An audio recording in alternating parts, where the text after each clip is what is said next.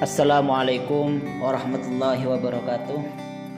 Salam sejahtera, salam kebajikan bagi para mahasiswa-mahasiswi dan bagi para pendengar dimanapun dan siapapun dan dimanapun berada.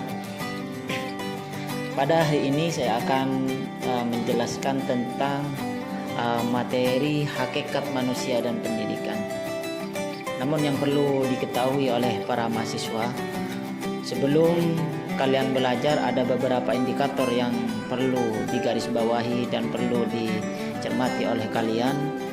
Yang pertama, setelah mengikuti materi ini diharapkan mahasiswa itu paham dan mengerti tentang hakikat manusia dan pendidikan.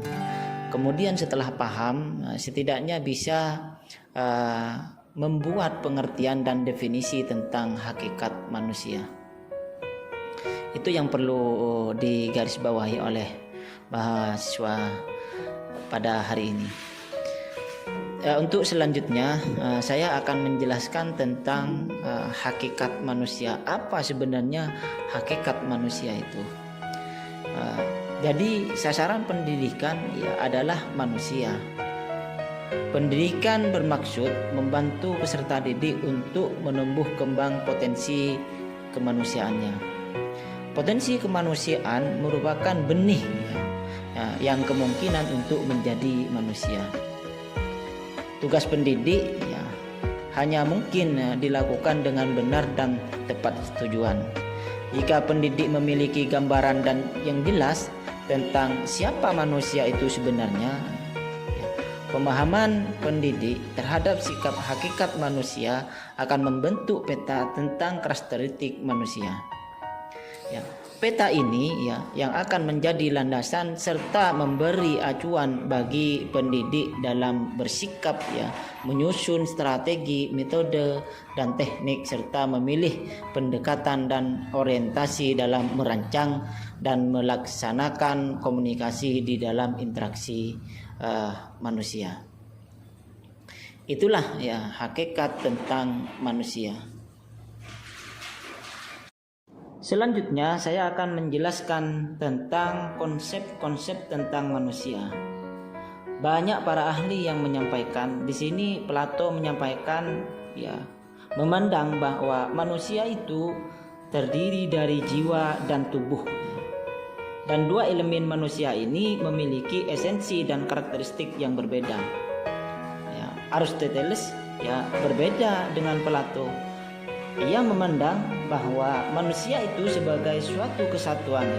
Tubuh dan jiwa adalah satu substansi. Jadi dari pendapat atau paparan para ahli di atas bisa dijabarkan satu persatu.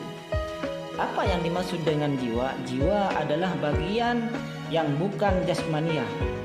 Biasanya orang menyikapi bahwa jiwa itu mencakup akan pikiran misalkan dan roh. Itu tentang definisi tentang jiwa. Sekarang saya akan mendefinisikan dan menafsirkan tentang pikiran. Apa yang dimaksud dengan pikiran?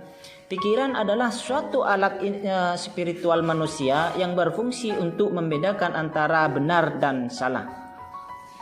Sedangkan ruh suatu yang halus bersih dan bebas dari pengaruh hawa nafsu.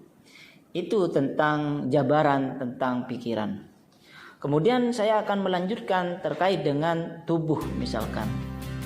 Apa yang dimaksud dengan tubuh? Sedangkan tubuh ini adalah bagian dari jenis organ manusia yang memiliki struktur dan fungsi yang khusus.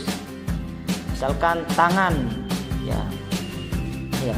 ini manusia memiliki sebuah tangan, yaitu tangan kiri dan tangan kanan, yang setiap tangannya terdiri dari 5 buah jari. Kemudian ada badan. Manusia memiliki badan dimulai dari leher sampai dengan perut atau sampai dengan kaki. Kemudian kepala misalkan didefinisikan sebagai bagian tubuh yang paling atas manusia disebut dengan kepala. Jika diperinci, pada kepala ini terdiri dari hidung, mulut, telinga, pipi, dan lain sebagainya. Jadi dapat disimpulkan dari beberapa pakaran yang tadi itu bahwa manusia itu terdiri dari jiwa dan tubuh. Tubuh dan jiwa saling berkoordinasi, saling melengkapi. Jiwa selalu bekerja melalui jasad dan tubuh. Para mahasiswa-mahasiswi yang saya banggakan, selanjutnya saya akan menjelaskan tentang pengertian hakikat pendidikan. Ya. Pendidikan pada hakikatnya ya dibangun dari beberapa unsur, diantaranya misalkan pendidik, peserta didik, lingkungan pendidikan, alat pendidikan, isi pendidikan, dan metode pendidikan. Itu struktur atau bagian-bagian atau unsur-unsur yang ada di dalam pendidikan. Semua unsur ini saling melengkapi, saling menyempurnakan. Ya. Unsur-unsur ini harus berjalan secara sejajar. Dalam pelaksanaannya, semua unsur ini berjalan secara serentak dan terpadu. Dalam praktiknya, pendidikan itu mencakup banyak hal, yaitu segala sesuatu yang berkaitan dengan perkembangan manusia. Perlu diketahui bahwa manusia itu lahir ke dunia ini seperti kertas putih. Dengan definisi lain, manusia lahir ke dunia ini masih belum sempurna, mulai dari perkembangan fisik, kesehatan, keterampilan, pikiran, perasaan sosial, sampai pada perkembangan iman dan takwa, semuanya ditangani oleh pendidikan. Jadi dari paparan tersebut dapat disimpulkan bahwa hakikat manusia dan pendidikan suatu hal yang tidak bisa dipisahkan. Ya. Manusia ini terlahir ke dunia masih dalam keterbatasan, melalui dari perkembangan fisik, kesehatan mental, keterampilan pikiran, perasaan, emosional, sampai pada perkembangan iman dan takwanya yang tadi sudah saya jelaskan ya. Kemudian pendidikan lahir ya bermaksud membuat manusia itu lebih sempurna. Ya, manusia lebih berkembang ya. Manusia terus meningkatkan kemampuannya serta kecerdasannya. Itu tentang hakikat manusia dan pendidikan. Para mahasiswa-mahasiswi yang saya banggakan, kiranya ini yang bisa saya sampaikan terkait dengan mata kuliah pengantar ilmu pendidikan, di mana poin yang dibahas tadi adalah pengertian hakikat manusia dan pendidikan. Itu yang bisa saya sampaikan. Wabillahi taufiq wal hidayah. Wassalamualaikum warahmatullahi wabarakatuh. Para mahasiswa-mahasiswi yang saya banggakan, kiranya ini yang bisa saya sampaikan terkait dengan mata kuliah pengantar ilmu pendidikan, di mana poin yang dibahas tadi adalah pengertian hakikat manusia dan pendidikan. Itu yang bisa saya sampaikan.